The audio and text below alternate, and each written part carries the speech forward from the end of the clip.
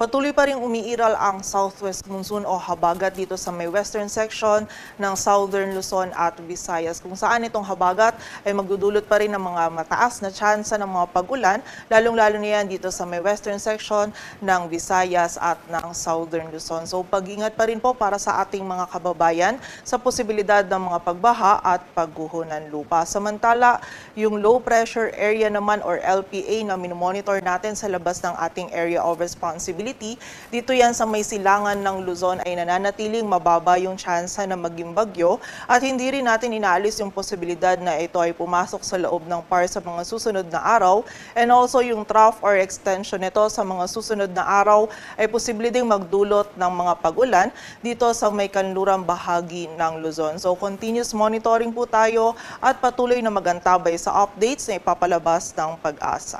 At para nga sa maging lagay ng panahon ngayong araw ng Martes, maulap na kalangitan at mga kalat-kalat na pagulan pa rin ang mararanasan dito sa bahagi ng Mimaropa, dulot yan ng habagat. Samantala, dito naman sa Metro Manila maging sa nalalabing bahagi pa ng Luzon ay magiging bahagyang maulap hanggang maulap yung kalangitan. Magiging mataas pa rin po yung tsansa ng mga pag-ulan, pagkidlat at pagkulog, lalong-lalo na yan sa hapon at gabi, dulot ng mga localized thunderstorms. And as early as noon or tanghali, posible na din po tayong makaranas ng mga panandalian or mga biglaang pag-ulan, and also itong mga pag-ulan na ito ay posible ding maging katamtaman hanggang sa mga malalakas na pag-ulan na maaaring magdulot pa rin ng mga pagbaha at pagguho ng lupa. So pag-ingat pa rin para sa ating mga kababayan.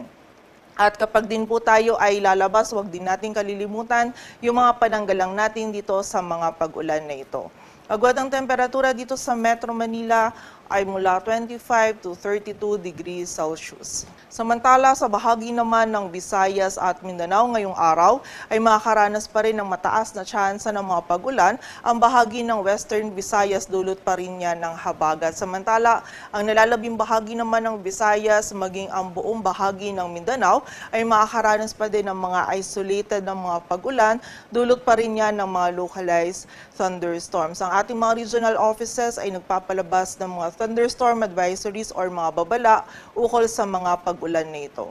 Agad ang temperatura dito sa Cebu ay mula 27 to 32 degrees Celsius at sa Davao naman ay 24 to 33 degrees Celsius. At para naman sa lagay ng dagat baybayin ng ating bansa, wala tayong nataas na gale warning kaya malayang makapalaot yung mga kababayan nating mga ngisda, pati na rin yung may mga maliliit na sasakyang pandagat. At para naman sa 3-day outlook ng mga key cities ng ating bansa, in the next 3 days, bukas yan ng Miyerkules hanggang sa Biyernes, ang bahagi ng Metro Manila at ng Baguio City maging ang malaking bahagi pa ng Luzon ay patuloy nga makakaranas ng bahagyang maulap hanggang maulap na kalangitan.